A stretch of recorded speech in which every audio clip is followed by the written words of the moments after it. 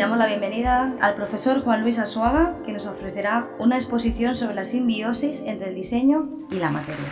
Hola, bueno, pues muy buenas tardes, muchas gracias por invitarme. Yo creo que sí que tiene sentido que un paleoantropólogo esté aquí y no un zoólogo, porque los animales tienen belleza pero no tienen diseño.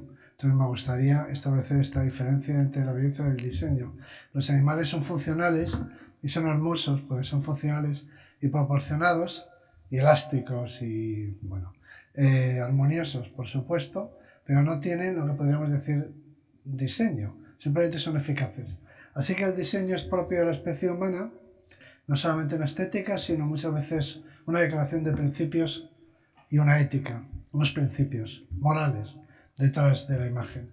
El pelo está ahí, el cabello existe para ser arreglado directamente, que su función es servir como soporte para la comunicación no verbal.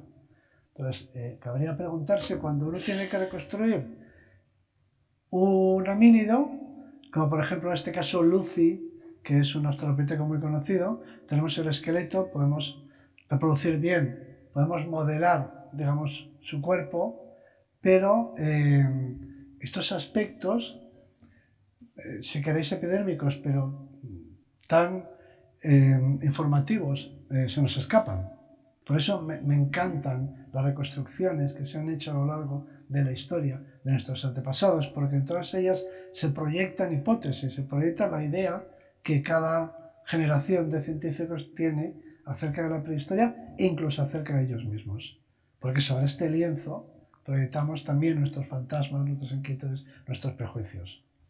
Porque nuestro cerebro, cuando procesa esta imagen, cuando estamos procesando esta imagen, nuestro cerebro a toda velocidad, su cerebro está ávido de información, de información acerca del estado mental que obtiene a través de la expresión de la cara. O sea que nos pasamos la vida procesando los gestos, la expresión corporal y en particular los gestos de la cara para leer la mente de los demás. Nuestro ordenador cerebral está continuamente procesando información visual que procede de la cara de los demás para saber en qué están pensando. Darwin se interesa por el tema de la belleza, que es del que me gustaría hablar, y dijo, en los animales hay belleza. De alguna forma los animales tienen sentido de la estética, ¿eh? Los animales perciben la belleza. Yo creo que Darwin se equivocaba, y me duele decirlo. Porque los animales no perciben la belleza. Los animales perciben determinadas estructuras y señales que indican disposiciones al apareamiento, pero en su propia especie. Nosotros somos la única especie que aprecia la belleza en todas las especies. Mientras que las estructuras, las adaptaciones ecológicas no son sistemas de comunicación, él veía, y en eso tenía razón, en estas estructuras relacionadas con la reproducción, lo que él llamó selección sexual, veía estructuras que no tenían una función ecológica, sino que eran sistemas de comunicación entre individuos. En ese sentido, sí tenía razón, que es un paralelo con lo que tenemos con nuestro lenguaje y con nuestro sentido de la estética, pero no en el sentido de que los animales gocen de la estética como lo hacemos nosotros. Y Darwin opinaba que había una continuidad entre eso y la evolución humana. Él pensaba que muchos de los rasgos que distinguen, los rasgos físicos, que distinguen las diferentes poblaciones, razas, como se llaman en la época, humanas, no tenían un carácter adaptativo, sino que tenían un carácter sexual. Y Darwin razonaba que en las razas de perros, por ejemplo, o de cualquier otra especie, pues cada especie ha sido seleccionada por motivos de preferencia, no de funcionalidad. Nada de lo que hace el ser humano es inocente y todas las modas están llenas de ideología de un tipo o de otro. Lo que pasa es que hay que desestructurarlas para poder entenderlas, ¿no? Hay que deconstruirlas. Siempre se ha dicho que en la Belle Époque había un estado de ánimo eufórico colectivo porque se había sabido de una guerra y que luego, cuando empiezan a ponerse las cosas, llega la Gran Depresión, la ropa se hace más uniforme, como más seria, más triste, ¿no? Y después de la Segunda Guerra Mundial, y luego vienen los hippies, y nada de lo que hacemos está exento de pensamiento. Los neandertales son fascinantes en sí mismos, y también lo son porque nos interrogan, nos interpelan, nos obligan a hacernos preguntas. Este está afeitado para que le veamos bien la cara, pero habría que preguntarse si los neandertales afeitaban. Para que os hagáis una idea, el primer personaje histórico dentro de lo que es el mundo griego que se afeita y que aparece en las monedas afeitado es Alejandro Magno. Hasta Alejandro Magno todos aparecen con barba. ¿Por qué? Pues porque es un dios. Porque es el hijo de Zeus. Pero no sabemos si los neandertales se adornaban o no, tradicionalmente no. Ahora se representa mucho más guapos, pero con adornos o sin adornos, esa es la cuestión. Esa es la cuestión que quiere el autor plantearse, porque el autor de estas nuevas imágenes de los neandertales lo que ignora es que el mero hecho de que lo represente con cabello ya quiere decir que está presuponiendo que tiene una mente simbólica. Incluso se ha propuesto que algunas de las pinturas, no figurativas, pero digamos trazos o signos, que aparecen incluso manos, que aparecen en algunas de las cuevas, sean obra suya, es decir, que tal vez sí fueron simbólicos, y es objeto de debate, y llegamos al Homo sapiens, nuestros antepasados, si queréis, de Altamira.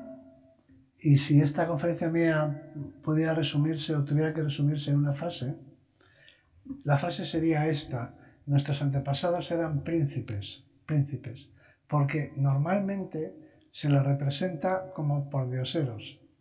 Nuestros antepasados eran, primero, deportistas profesionales, atletas de élite, armoniosos, corredores, bellos, en fin, magníficos como cualquier especie animal, como un león, o como, no sé, o como un ciervo, ¿no? Tienen la belleza que da la armonía funcional y al mismo tiempo, y a mí esto me parece impresionante, lo que sabemos de ellos es que eran muy coquetos y se adornaban desde el pelo más alto de la cabeza hasta la uña del dedo gordo del pie. Dedicaban horas y horas y horas a adornarse. Eran muy presumidos, si queréis. Básicamente celebraban la vida y la belleza. Y eso es lo que eran y eso es lo que somos. Nosotros somos la única especie que tiene dos cerebros. El resto de las especies tienen un cerebro, pero la especie humana tiene dos. Tiene el cerebro científico, el cerebro racional, el cerebro práctico y utilitario. No quiere decir que sea simple, puede ser complejo, con gran capacidad de análisis y de previsión del futuro. Y luego el cerebro creativo, y el cerebro delirante a veces, el cerebro fantástico, el cerebro creador de la belleza. A mí particularmente, y hago esto para terminar, me emociona el arte rupestre al aire libre, que es una gran aportación de la prehistoria española, a la prehistoria universal, porque tradicionalmente se pensaba que estas manifestaciones artísticas se producían en lugares confinados y con acceso limitado, es decir, las cuevas, los santuarios, los lugares donde solo unos pocos podían acceder. No eran espacios habitados, para entendernos, eran espacios sagrados de acceso restringido. Entonces, hay una serie en la península ibérica, en Portugal, en Salamanca, por ejemplo, este de Salamanca, en Segovia, y en otros sitios se ha descubierto una maravilla que es el arte al aire libre. Entonces hemos descubierto que decoraban valles enteros. No es que decorasen una cueva, decoraban un valle entero. Es decir, que lo que habían hecho habían intervenido el valle, diríamos, en términos de arte contemporáneo. Intervenían el paisaje a gran escala, lo transformaban, lo humanizaban, en el mejor sentido de la palabra. Y creando una naturaleza sagrada, en resumidas cuentas. Haciendo de toda la naturaleza un espacio sagrado y mágico. Y eso ya es la transformación absoluta, que va desde el pelo, que es como hemos empezado, hasta el planeta en su conjunto. Y entonces, en resumidas cuentas, la huella humana en el planeta pues es inevitable. Se trata de saber si es una huella hermosa y con sentido y con significados y valores asumibles y aceptables o no.